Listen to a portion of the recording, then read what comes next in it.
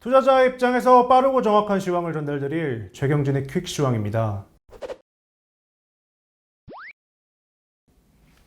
간절히 기다리고 기다리는 큰 한방이 터지지 않는 것 같습니다. 어떠셨나요?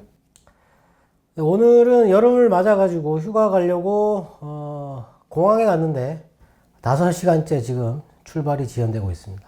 네, 바로 질문 드리겠습니다.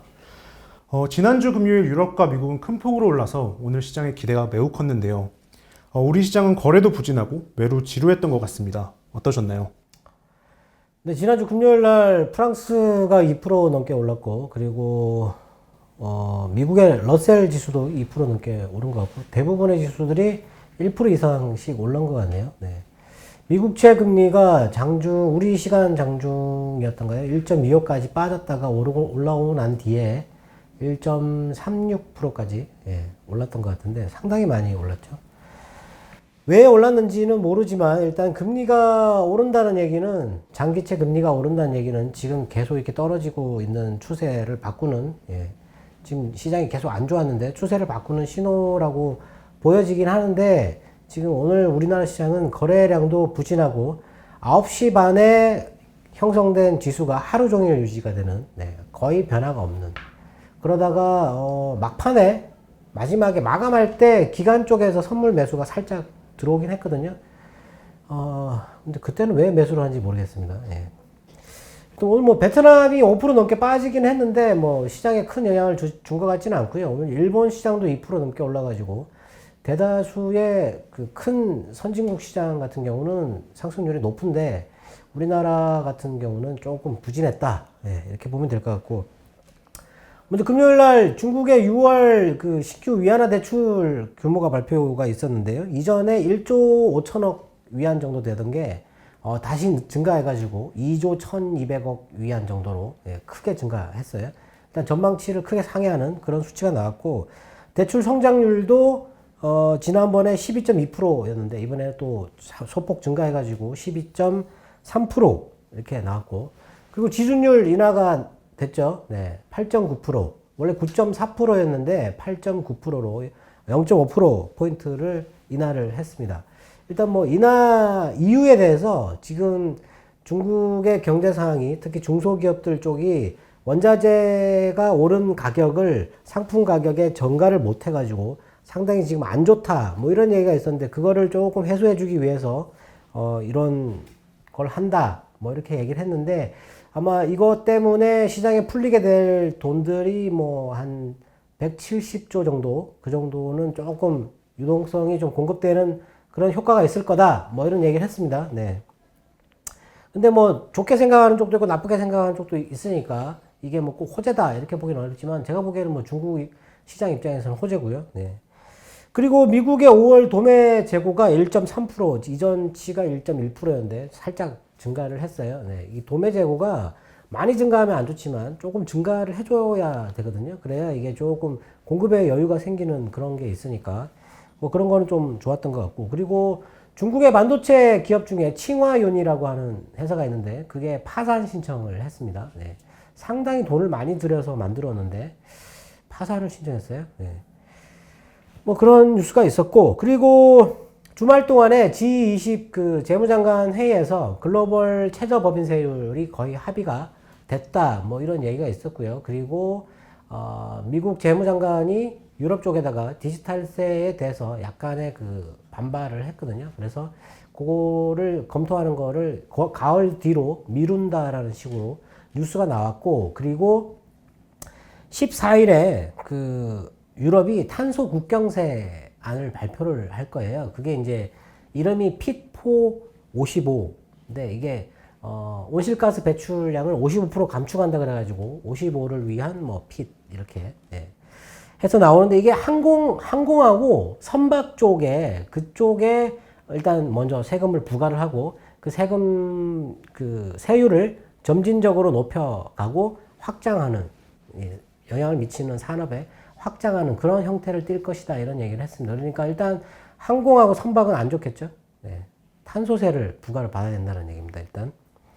일단 뭐 그런 게 조금 악재이긴 했었고요. 그리고 미국이 중국 기업 14개에 대해서 블랙리스트 추가한다고 얘기를 했고, 뭐, 그거는 뭐, 큰 문제는 안 될 것 같고. 그리고 국무장관이 중국이 지금 남중국해에서 좀 그 다른 이 작은 국가들을 위협하는 그런 행위를 하는 거에 대해 가지고 미 국무장관이 강한 발언을 했어요. 네, 그런 도발을 했을 경우에 이렇게 대처를 우리가 하겠다 이런 식으로 얘기를 했고, 필리핀이 공격받으면 방위 조약을 발동하게 될 것이다 이런 얘기를 했습니다. 우리도 공격하겠다 뭐 이런 얘기겠죠. 네.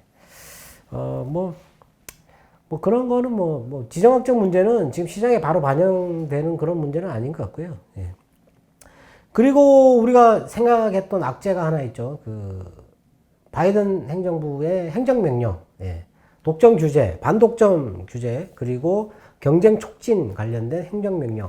이것 때문에 뭐 빅테크 기업들이 많이 못 올랐다 뭐 이런 얘기를 했는데, 뭐 그런 거 나왔는데도 1% 이렇게 올랐으니까, 예. 시장에 뭐 당장 그렇게 큰 영향을 주지는 않을 거다. 그리고 바이든 행정부가 됐을 때 이미 이런 반독점 얘기는 계속 나올 거라고 얘기를 했고, 그리고 그 반독점 때문에 미국의 빅테크 기업을 이렇게 찢어가지고, 예, 그 독점을 하는 회사들이 여러 개 있으면 그거를 찢어가지고 이렇게 나눠버릴 그런 걸 주장하는 사람들이 있는데, 바이든은 절대 그렇게 하지 않겠다고 얘기를 했거든요. 그렇기 때문에 그것도 영향을 미치는 게 또 제한적이고, 그리고 그거 추진하는데 걸리는 시간이 상당히 길기 때문에 소송해야 되잖아요. 네. 이번에 구글도 제소를 했으니까 소송해야 되니까, 그런데도 걸리는 시간이 있기 때문에 당장 시장에 어떤 큰 영향을 주지는 않을 것 같다. 이렇게 보면 될 것 같은데, 오늘 그러니까 해외 시장이 금요일 날 많이 올랐으면 오늘 아침에 우리나라 시장이 이렇게 올라서 시작할 때 매수가 들어와 줘야 되거든요. 일단 매수가 들어와 주고 그 다음에 시장이 오르고 난 뒤에 매도가 나와야 되는데, 시작하자마자 매도가 나왔어요. 예. 그게 그 코스닥 쪽에서, 예. 외국인들이 오늘 코스닥 쪽에서 한 1000억 정도를 30분 만에 쏟아부었는데, 그거를 쏟아붓고 나서부터 하루 종일 그냥 그걸 유지를 했거든요. 예. 근데 그게 전부 다 IT 쪽이에요. 제약 쪽도 있는데 나머지는 전부 다 뭐 코스닥 반도체, 전기전자, IT 부품, 하드웨어, 소프트웨어 전부 다 그쪽에다가, 예, 매도를 시작하자마자 쏟아부었다라는 거죠. 네. 우리가 흔히 생각하기에 그 해외 시장이 오르면 우리 시장도 일단은 조금 올랐다가 그 다음에 뭐 상황을 봐서 이렇게 매도를 하는 그런 형태를 띠는데, 이렇게 시작하자마자 매도하는 거는 시장 흐름에 좋지 않다. 네. 그런데도 불구하고 오늘 거래량이 매우 부진하다. 네. 고점 3,300포인트 부근부터 지금 우리나라 시장은 제가 거래량이 부진하기 때문에 이거 거래량 부진한 걸 좀 조심해야 된다고 말씀드렸는데, 모멘텀이 필요합니다. 지금 현금을 많이 들고 있어요. 자산운용사나 자문사나 뭐 개인들도 일부 현금을 많이 들고 있는데 시장에 진입을 안 한다는 얘기죠. 네. 모멘텀이 필요하다는 얘기인데, 하필 또 시장이 크게 출렁거렸기 때문에 더 그런 기대를 하는 겁니다. 주가가 더 빠지면 사겠다 이런 식으로 기대를 하는 거고, 대신에 이제 주가가 이게 계속 올라가게 되면 관망을 하겠죠. 어느 정도 선까지 올라가야만 이 사람들이 매수를 하거든요. 네. 그게 어느 정도 선인지는 모르겠지만 아마 이 실적 발표나 뭐 어떤 큰 호재가 발생해가지고 주가가 크게 뛰면 그때 거래량이 늘 가능성이 있어요. 그렇기 때문에 지금은 이렇게 부진함을 조금 견뎌야 할 수밖에 없다. 예. 이렇게 생각이 됩니다. 네. 상당히 안타까운 그런 상황이죠. 네. 시장이 고점에 올라오고 난 뒤에 지난주 하락 시에도 거래가 크게 발생하지 않았고, 좀 전에 말씀처럼 오늘도 시장의 반등이 약하고 거래량이 매우 부진했습니다. 혹시 시장에 악재가 많은 것인가요? 악재가 많지는 않은데, 조금 전에 말씀드렸던 것처럼 뭐 그 반도체 회사 파산한 거 요거 있고요. 그리고 탄소 국경세 도입하는 거, 그다음에 남중국해 경계감, 블랙리스트 지정하는 거, 그리고 반독점 규제 행정명령 있는 거, 요거잖아요. 요거랑 그다음에 중국에서 오늘 나온 그 악재는 텐센트가 비디오 게임 업체 2개에 투자를 하고 있어요. 이게 한 30%, 36%, 30% 정도 투자하고 있는데, 이 회사 2개가 다 장악하고 있거든요. 비디오 게임에 대해서 중국 시장에. 근데 이거를 인수합병하겠다라는 거죠. 근데 그거를 중국 정부가 못한다 이렇게 얘기를 했습니다. 근데 중국 정부도 지금 그 IT 빅테크 기업들이 자국 내에서 이게 독점을 하는 그런 쪽을 지금 강하게 견제를 하고 있어요. 예. 그것도 악재겠죠. 네. 그래서 뭐 빅테크 쪽에 그게 뭐 악재일 수는 있는데 뭐 시장의 흐름을 되돌려 버릴 정도의 그런 거는 아닌 것 같고, 오늘 뭐 철강 금속이나 그리고 저기 IT 2차 전지 쪽 소재 쪽으로 상당히 매수가 많이 들어왔는데, 뭐 그런 쪽이 또 끌고 가는 부분이 있으니까 이게 뭐 악재만 있다 이렇게 판단하기 좀 어려운데, 악재가 그렇다고 해서 뭐 엄청나게 큰 악재들도 아니고 뭐 이게 해결하는데 시간이 좀 걸리겠지만 뭐 이런 거는 계속 그냥 시장에 계속 달고 가는 악재들이거든요. 중요하진 않고요.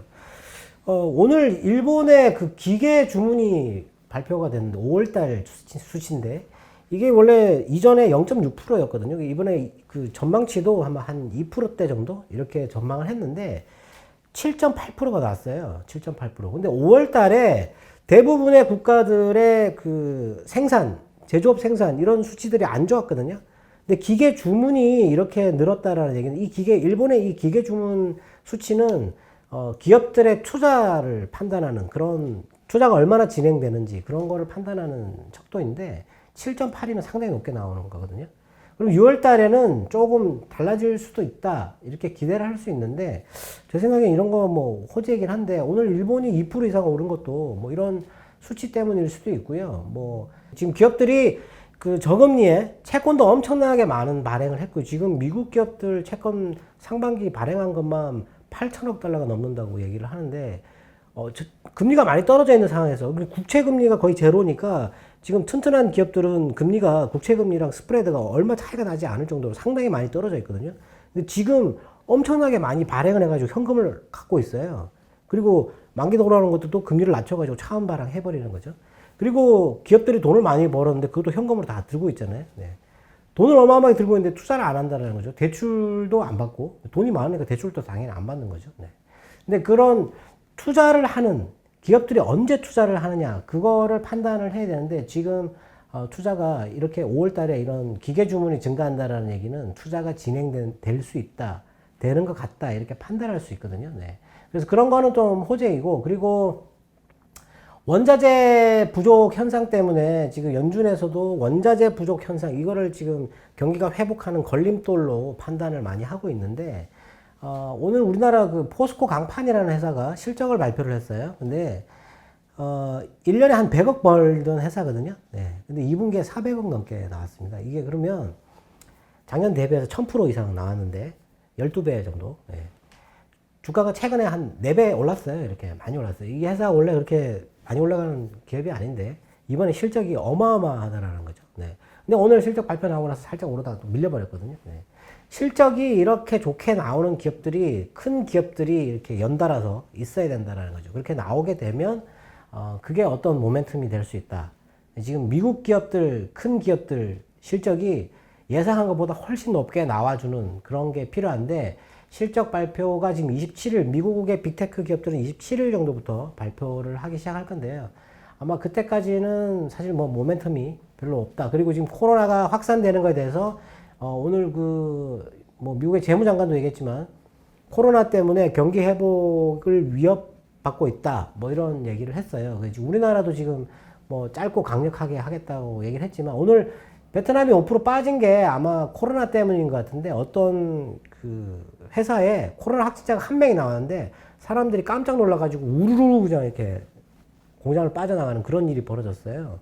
예, 겁을 먹고 빠져나가는. 지금 베트남도 하루 확진자가 1,700명 정도 되거든요. 네. 뭐 하여튼 그런 것 때문에 지금은 조금 모멘텀을 찾기가 어렵지 않나, 뭐 이런 생각이 드는데, 이렇게 큰 그 변동성을 겪었기 때문에 제가 보기에는 이거 가지고 이제 더 이상 빠지지 않는구나라고 생각이 되면 매수가 들어올 수 있는 거죠. 근데 그 사람들의 매수가 언제 들어올지 그거는 판단할 수 없으니까, 일단 제 생각에는 조금 지금 최근에 호재가 있는 섹터들 있잖아요. 네. 그런 섹터들을 미리 선점을 해서 기다려 보는 게 낫지 않을까 싶습니다. 네. 오늘 특별하게 올라오는 섹터가 없어 보였는데요. 그 중에 좀 강한 것이 메타버스였던 것 같습니다. 다른 섹터들은 관망을 해야 할지 궁금합니다. 네, 일단 오늘은 메타버스가 강했습니다. 메타버스에 대해서 뭐 ETF도 나온다 그러고 뭐 그렇게 하니까 뭐 이렇게 계속 올라가는 것 같은데 사실 이게 경제적 가치가 얼마인지 측정하기가 어렵고 바이오 제약처럼 예, 이게 모호하거든요. 예, 그런 것들을 잘 올라가죠. 네.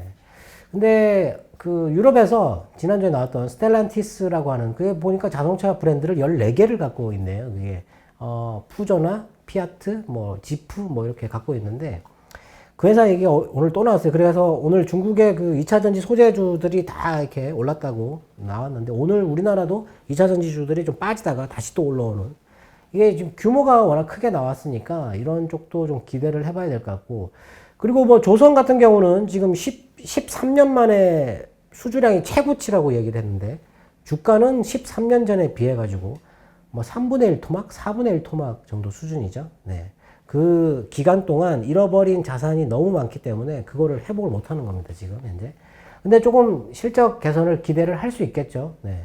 그리고 뭐 오늘 외국인들은 철강금속을, 비금속 광물은 안 샀는데요. 철강금속을 많이 샀는데 오늘 알루미늄도 올랐고 뭐 일단 철강금속 쪽으로 조금 보고 접근하는 것도 나쁘지 않다. 이렇게 생각을 하고요.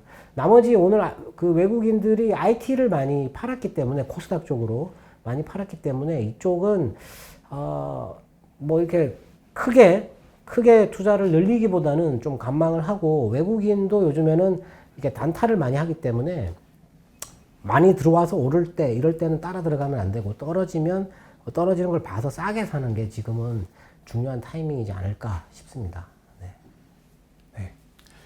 오늘도 투자자분들의 궁금증이 해소되었길 바라겠습니다. 네, 매우 답답하고 지루한 시장인데 뭔가 좀 큰 변화가 나타나서 기쁨을 주는 그런 일이 있었으면 좋겠습니다. 네, 큰 변화가 있었으면 좋겠습니다.